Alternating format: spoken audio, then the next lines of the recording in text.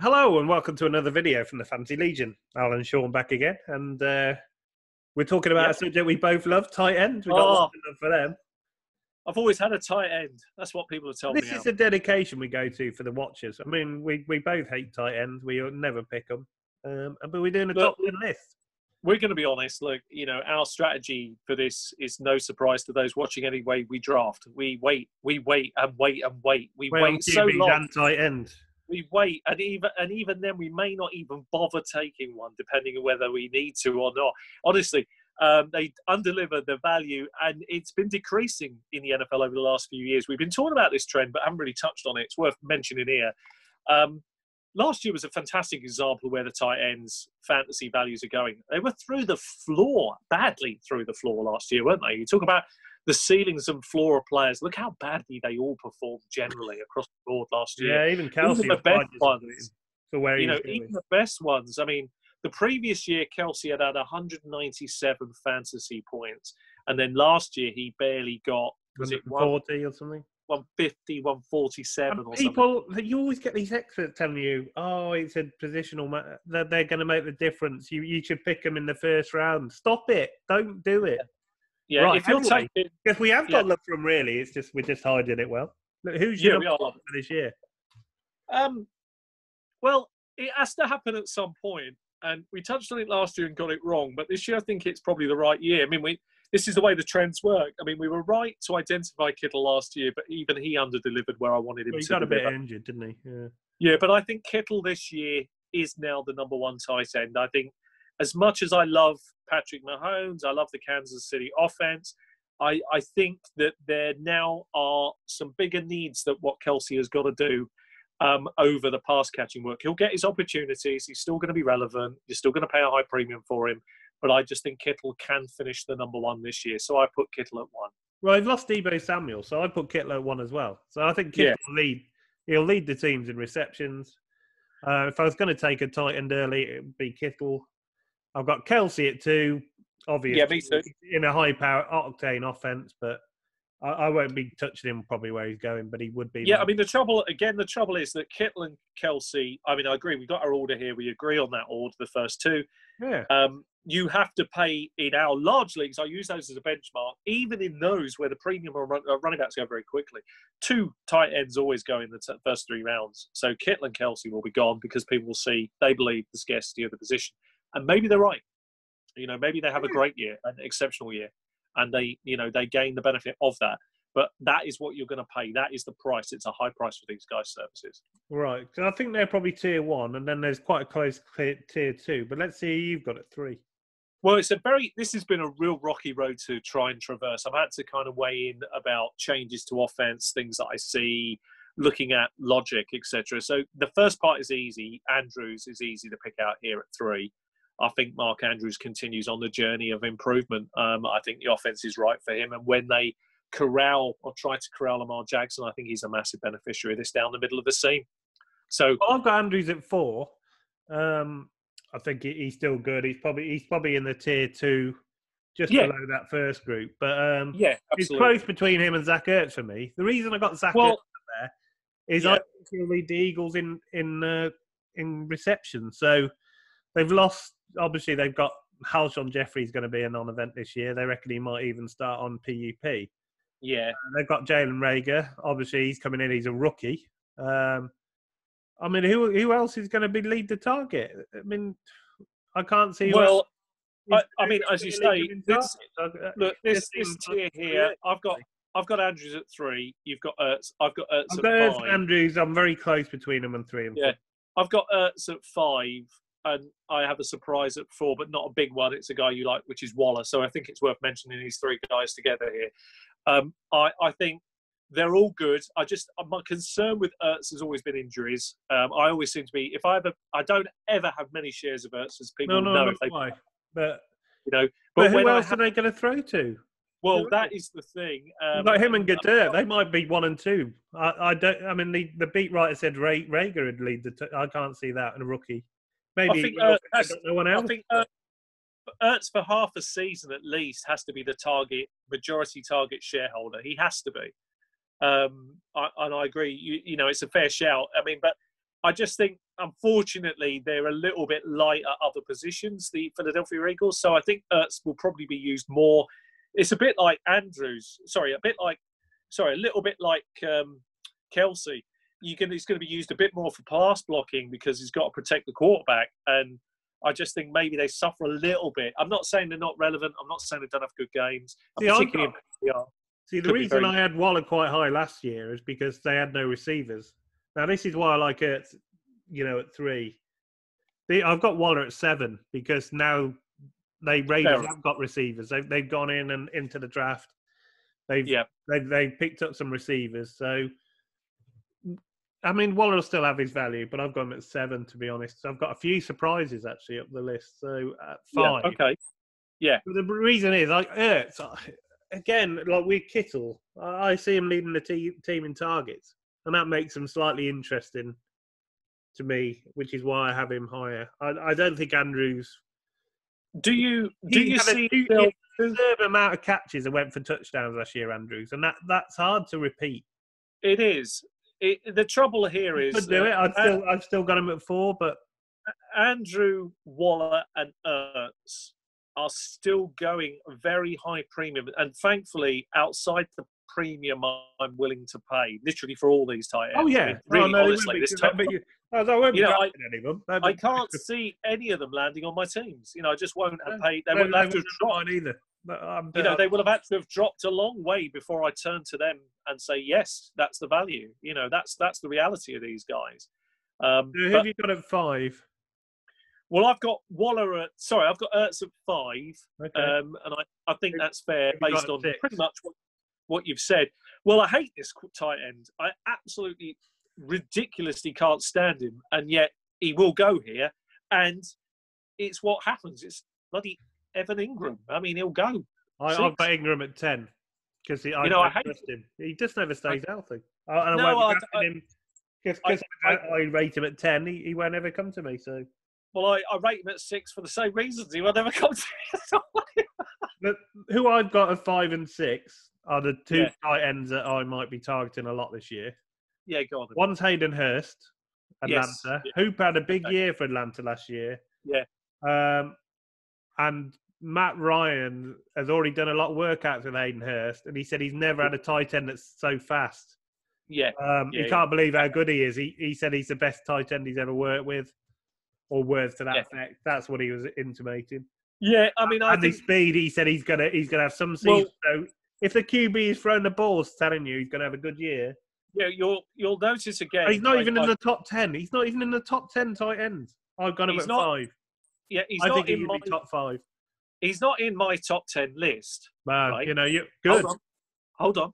No, but no, hold on. But I have targeted him in a lot of leagues, if you look carefully. So I have gone after him a lot before he went to Atlanta. I targeted him a lot. So, and in best ball, got him a few places as well. So you'll notice if you look carefully, that's no, he's not in your top 10. You leave. Yeah, well, he's a target. I agree with you. I think he's sneaky good value. I don't blame you for putting him in the top 10 list. I think he can be top 5.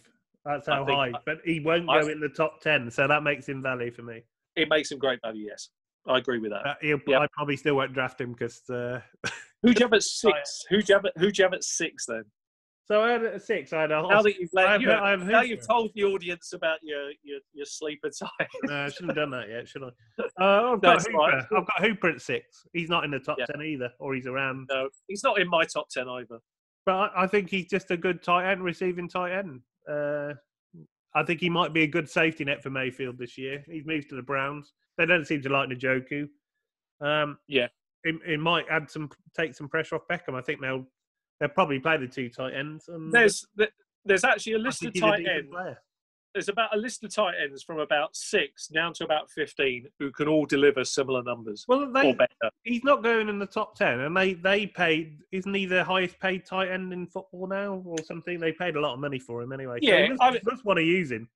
I mean, Hooper. My only concern with Hooper is I wonder if he's a bit of a product of the system.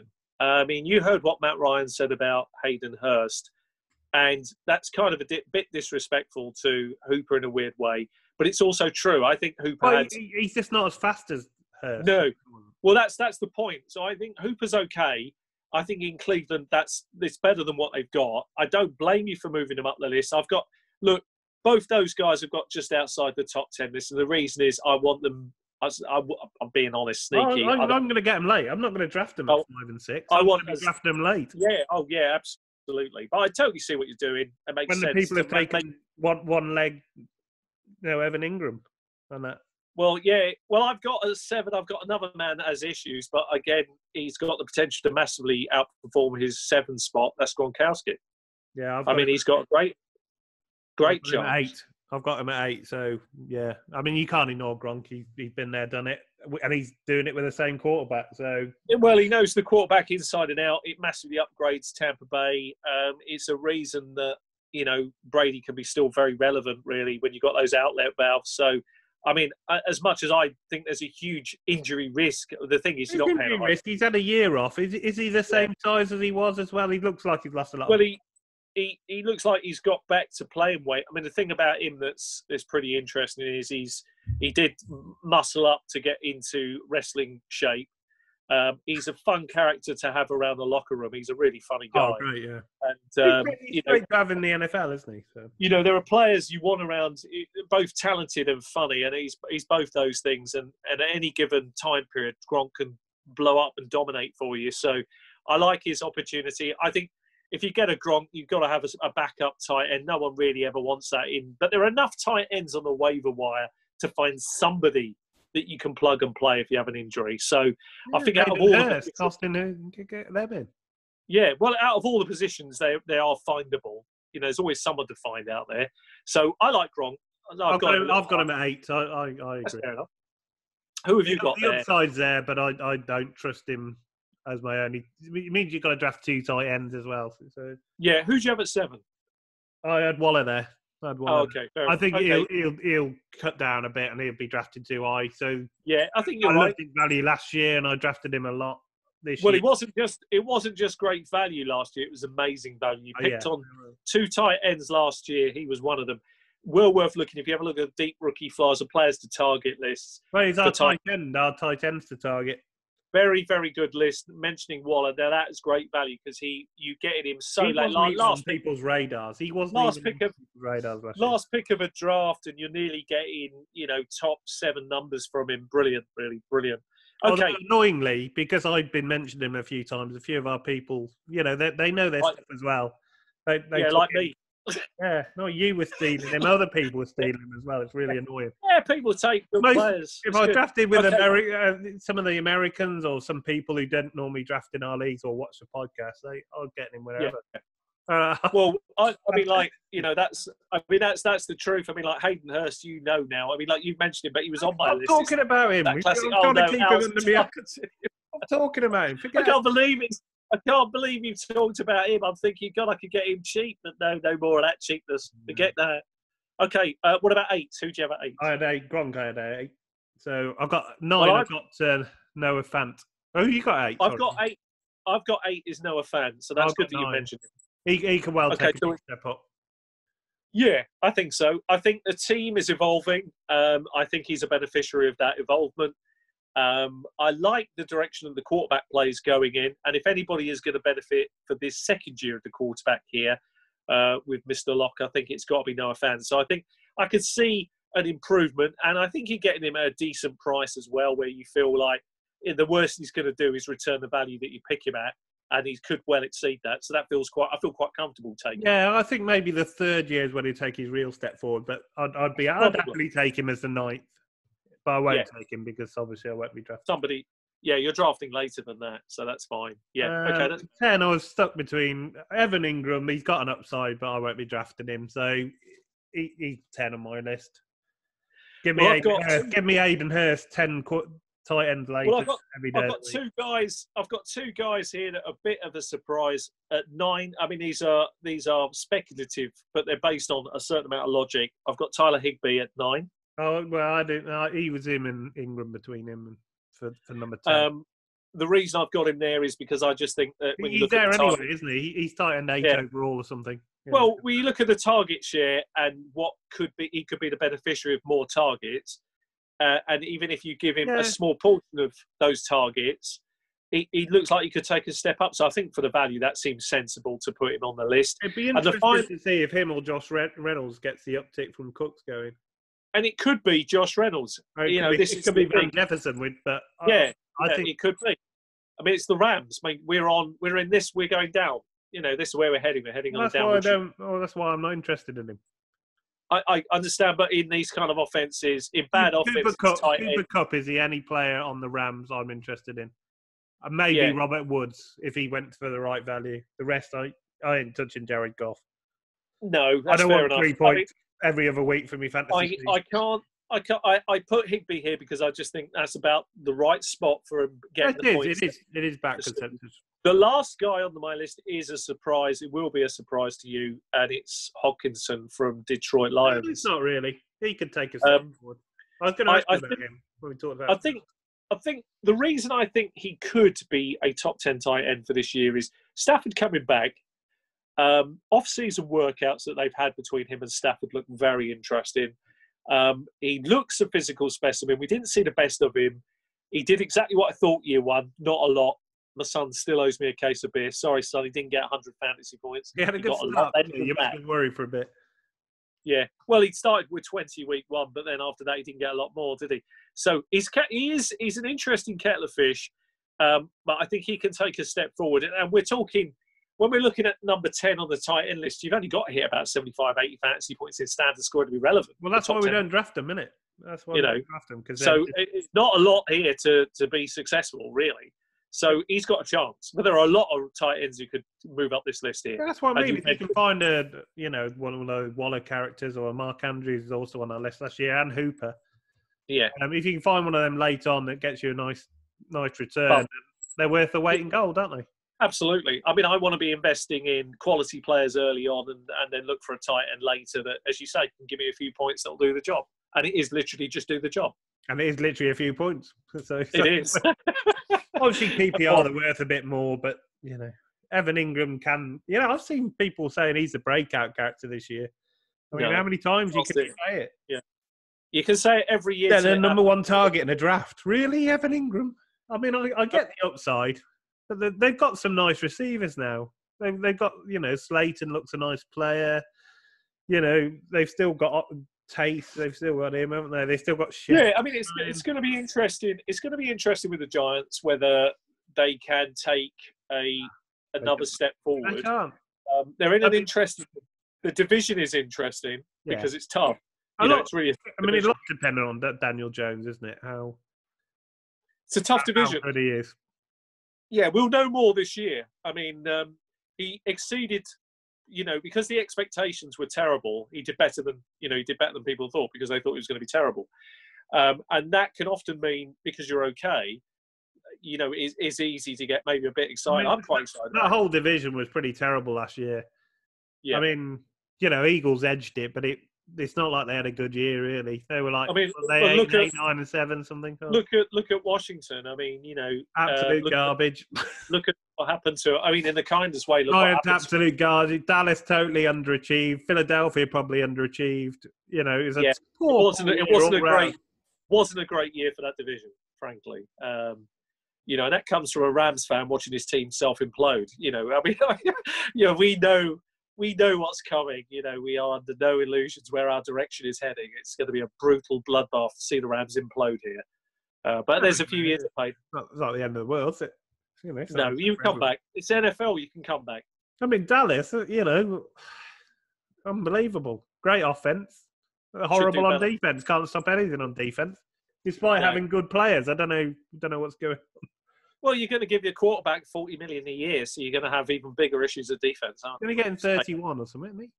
Yeah, but that's on his tender tag. They'll have to sign him more than that. Going to have to pay more than that. Probably. He's going to want $40 million. He don't bother with defense, Jerry Jones. He's like, see, the trouble you've got is this is another situation, right? I mean, I'm not saying for 1 second. I do agree with what we said previously. I haven't seen it. Go back and have a look at the quarterback video on this.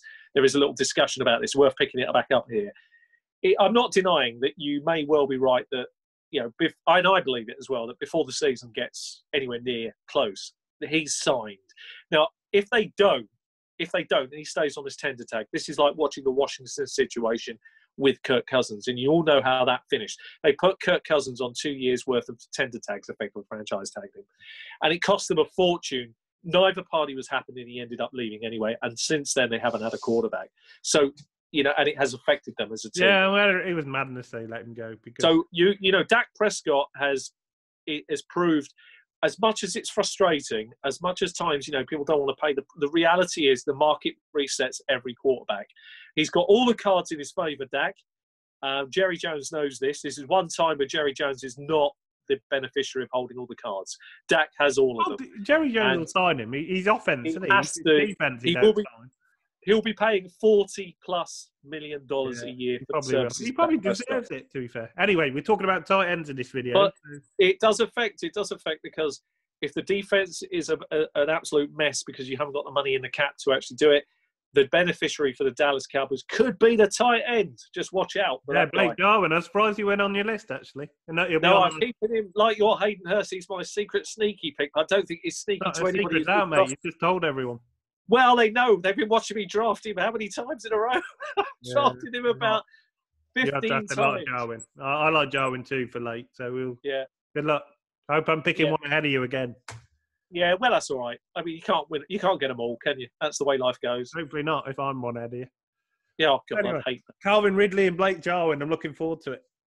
Yeah, hope so. I hope you have to get a bit of Marquise Brown as well, I think. Well, as long as you take Mike Evans in the first round, just to be fair for fairness. I'm not. He's not in top 10. Great. Adam Thielen above him. Anyway, we'll take Adam Thielen round one. Anyway, we digressed a bit. If you've enjoyed the video about tight ends, see, we started talking about something else. That's how much we love them. Please give us a thumbs up, subscribe for more. We've let a few little secrets out of the bag, but there's more to come. I've got some big ones to come, actually. Oh, it's massive. We have a bold prediction list. We've skirted around a lot. That's coming soon, isn't it? Rapidly fast. Yeah.